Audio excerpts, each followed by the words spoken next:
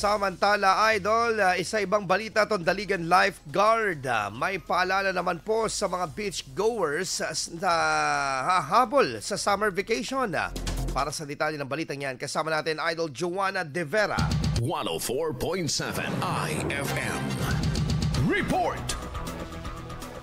Nagpaalala ang mga lifeguards sa Bunuan Tondaligan Beach, Dagupan City sa mga beachgoers na hahabol sa summer vacation na maging responsable sa kanilang pagligo sa dagat at maging sa kalinisan. Ayon sa Tondaligan Lifeguard, inan lamang umano sila sa kanilang grupo na nagpapatrolya sa naturang beach. Kaya naman mainam ang koordinasyon ng mga bumibisita upang mapanatili ang kaligtasan at kapayapaan sa kanilang lugar na binabantayan. Andun po, kaso simple ma'am, sa dami ng naliligo.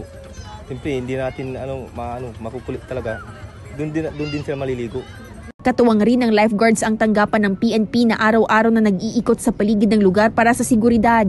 Pakiusap rin ng mga ito na maging responsable sa mga dalang basura at itapon sa tamang tapunan ng basura para hindi maging makalat ang paligid ng beach at maayos ang maging lugar na liliguan ng mga bibisita pa. Kasama mula rito sa IFM Dagupan, ito si Idol Joanna De Vera, Tatak IFM. IFM News. IFM News. IFM News.